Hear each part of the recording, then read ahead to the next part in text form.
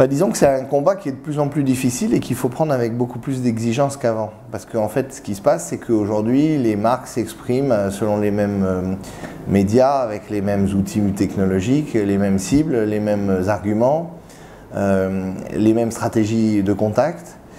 Et comme il y a une indifférenciation produit, une indifférenciation des services, on finit par avoir des offres qui sont sans vraie valeur ajoutée liée à la marque. Ce qui fait qu'aujourd'hui, c'est une bataille, et cette bataille, il faut la reconstruire depuis le départ.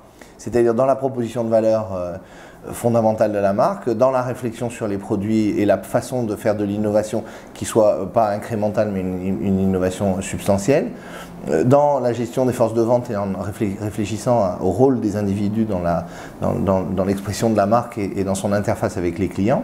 Dans la proposition qui est faite aux clients dans le lieu de vente, avec une réflexion sur la spécificité du lieu physique et son rôle en contrepartie de l'uniformisation de ce qui se passe sur le digital.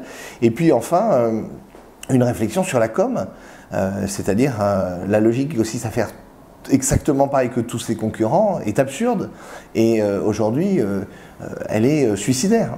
Ce qui fait que d'une certaine manière la différenciation, ça fait peur se différencier, parce que se différencier c'est se dire je ne vais pas faire comme les autres, et est-ce que j'ai raison de ne pas faire comme les autres? Ça c'est sûr, si on fait pareil que les autres on est sûr de mourir. En fait c'est une responsabilité qui appartient à tout le secteur. Ça commence dans les agences qui doivent arrêter de faire de l'indifférenciation dans les messages, dans les formes, qui sont de plus en plus pareils, chez les marketeurs qui doivent réfléchir quand même aux produits et de façon profonde, avec une vraie réflexion pour essayer de trouver des ruptures, pour installer des ruptures dans la stratégie produit. Et puis, dans les médias, il y a vraiment aujourd'hui une sorte de course en avant qui consiste à aller toujours vers la solution qui est la plus performante et la solution qui évidemment est drivée par l'algorithme, qui aboutit en réalité à détruire de la valeur sur le long terme. Donc ce courage, il faut absolument qu'on l'ait. Et comme les technologues ont pris le poids sur le marché, les technologues conseillent en technologie, les technologues qui parlent de l'algorithme, les technologues qui viennent avec du programmatique, les technologues qui viennent avec des résultats démontrés. Et en fait, l'ensemble du secteur est dans la peur de la technologie et se soumet à cette peur de façon animale. On est complètement fou. On est complètement fou parce que si on regarde l'effet secteur, c'est dramatique. Toutes les marques disent la même chose. Toutes les promotions se ressemblent. Tous les produits sont pareils. Regardez le secteur de l'alimentaire. On remettait le prix à Intermarché pour les EFI avec leur très belle pub sur l'amour, qui est magnifique et qui est une vraie stratégie de différenciation. Mais dans le même temps, il y avait Fleury Michon qui raconte à peu près la même chose. Le purpose de Fleury Michon, c'est d'aider les Français à mieux manger, enfin d'aider les consommateurs à mieux manger. Il y a combien d'entreprises qui sont sur le mieux manger aujourd'hui? Enfin, plus exactement, quelle est l'entreprise qui n'est pas sur le mieux manger aujourd'hui? En fait, pourquoi vous allez dans un magasin pour manger mieux?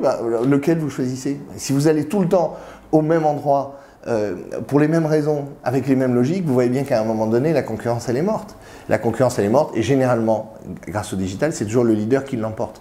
Donc aujourd'hui, il y a vraiment une question de survie pour les marques. Et cette question de survie, elle se pose avec l'IA, parce que l'IA, c'est un sujet très embêtant. C'est ce que je vais parler d'une marque quand je vais commander un billet de train, une pile, ou du papier toilette, ou de l'eau. Est-ce que je vais penser à citer une marque? Dans quel cas je vais citer une marque? Et vous verrez, comme de par hasard, si vous demandez aux gens quelles sont les marques que vous avez spontanément envie de citer, ils vont vous citer Nike, ils vont vous citer des marques de premier rang, des marques majeures, qui sont les plus grosses marques, qui sont les marques les plus attractives. Ils vont vous citer des marques de luxe, ils vont vous citer des marques sur lesquelles il y a un investissement émotionnel qui est fort. Mais toutes les marques intermédiaires qui sont le cœur du tissu économique français, mort. Première chose, retrouver de la différenciation dans l'expression de la marque, à la fois dans la forme et sur le fond. Sur le fond, ça veut dire que les marques qui vont vers l'homme c'est important, l'avenir c'est bien, le bonheur c'est mieux que le malheur et des trucs de ce genre, ça n'a aucun intérêt. Et les marques aujourd'hui, elles acceptent de dire au nom d'un consensus mou des choses qui n'ont aucun intérêt. Tout le monde cite la remontée progressive vers des purposes extrêmement élevés de marques, mais les seuls qui ont réussi avec ça, ce sont des gens qui se sont engagés. Quand Nike défend les Noirs américains en prenant une personne qui avait été contestée comme symbole, ils font un choix qui est un choix difficile. Quand je vois Moncler qui prend un visage d'une personne qui est brûlée dans sa publicité, c'est un choix difficile. Ce qui est intéressant, c'est quand les marques elles font des choix courageuses et profondes et intenses et intimes. Alors, la première exigence, c'est d'avoir cette sincérité et cet engagement. Dire que j'aime les enfants et que je trouve que le bonheur c'est mieux et que bien manger c'est mieux que mal manger n'a aucun intérêt, aucun intérêt. Donc ce courage il commence au départ. Il continue aussi dans le fait de faire confiance aux hommes. Confiance aux hommes, ça veut dire quoi? Ça veut dire que la logique qui consiste à baisser les coûts dans tous les systèmes est une logique qui est terrible. Parce que si je baisse les coûts dans mon retail, alors mon offre retail n'a aucun intérêt. Parce que quand j'essaye un soutien-gorge dans une boutique, je m'ennuie, je suis obligé de me déshabiller, c'est casse-bonbon, la fille n'a pas la référence qu'il me faut, je voulais un bonnet C mais elle n'a qu'un bonnet B, je me barre, je suis folle de rage. Quand je suis à la maison, j'ai tout pour moi. Donc quel est l'avantage objectif du retail?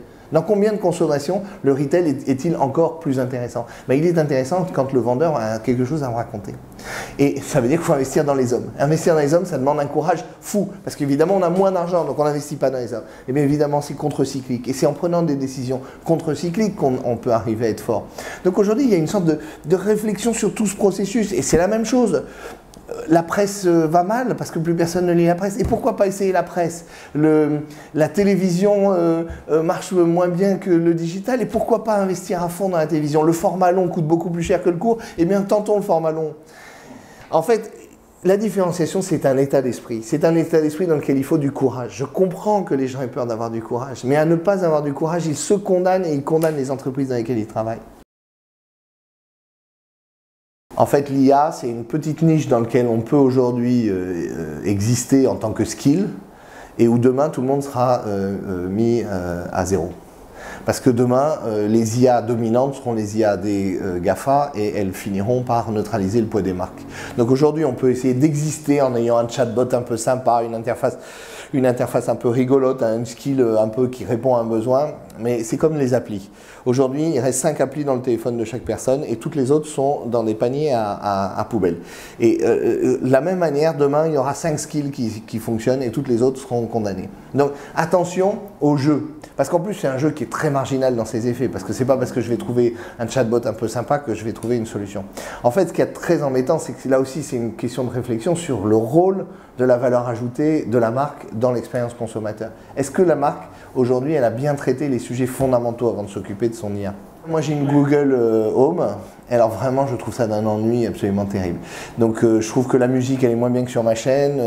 Ce qu'elle m'apporte ne présente aucun intérêt. Je trouve que toute la dimension universitaire est mieux traitée par un ordinateur.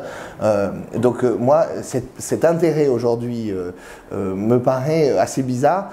Et attention aux effets de mode. Attention aux effets de mode parce le problème dont on parle, c'est pas un problème de mode. C'est un problème de notre temps plus que jamais. Elle est à tous les pores de l'entreprise et de la marque, elle doit s'exprimer la différence. Elle doit s'exprimer parce qu'il faut habiter la chose de son esprit, de son état d'esprit, de son âme. Si la chose n'est qu'une chose, alors elle sera fabriquée en Chine. La messe est dite depuis longtemps, elle sera fabriquée après-demain par des robots. C'est mort, c'est fini. Il faut habiter le monde des choses de l'état d'esprit et de la volonté humaine, sinon il n'y a rien.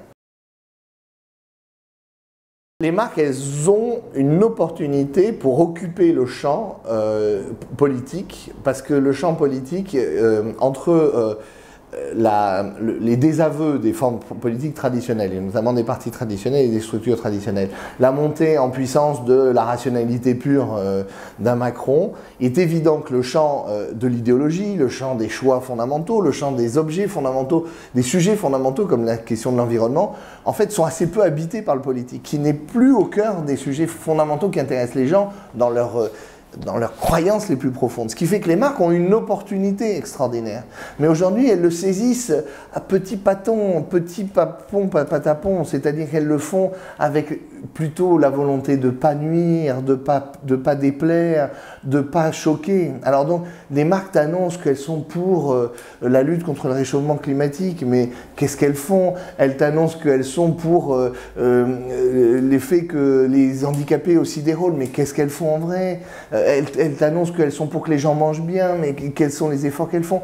Donc il y a toute une difficulté aujourd'hui du passage des marques du champ de l'évocation idéologique unanimiste à des vrais choix sur le fond et à des vraies stratégies en profondeur dans l'entreprise. Et c'est là où les marques ont beaucoup de difficultés à ancrer la politique vraiment au fond de leur identité. Je parle de la vraie politique, celle des choix dans lesquels on prend une position, où on dit « je suis pour l'État » ou « je suis contre l'État ». Donc est-ce que je suis pour les énergies à bas carbone ou est-ce que jusqu'à quel point je suis prêt à me battre pour les énergies à bas carbone?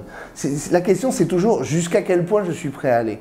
Maintenant de dire je fais des efforts pour, tout le monde le dit et ça n'a aucun intérêt parce que c'est la moindre des choses. Ce qui me fait espérer c'est qu'il y a un sursaut des annonceurs par rapport à Facebook, un sursaut des individus par rapport à Google, un sursaut des politiques, un sursaut citoyen, un sursaut pour d'autres modes de consommation et d'autres pratiques sociales. Mais la difficulté, c'est qu'il y a quand même un puissant sens de l'histoire et une accélération. Et que dans cette accélération, je pense qu'on ne se rend pas compte à quel point on est aujourd'hui, d'une certaine manière, déjà en position de passivité. La montée de la voiture autonome, est-ce qu'elle ne va pas faire de Google l'acteur central du monde automobile? Et comment faire pour empêcher ça? Parce que l'accélération de la technologie, l'accélération de l'ensemble des cycles technologiques du monde aujourd'hui, de la génétique à l'automatisation, amène quand même à une puissance extrêmement grande de ces très grandes marques mondiales. Ce qui fait que, au fond, peut-être que la seule façon d'être citoyen, ça ne sera pas au plan individuel, par ses propres comportements, mais au plan politique, par la volonté résolue de réguler une nouvelle forme d'économie dans laquelle les GAFA ne peuvent pas prendre la place des États et prendre la place de la conscience universelle. Ça n'est pas possible. Il y a quelque chose à faire par rapport à ça.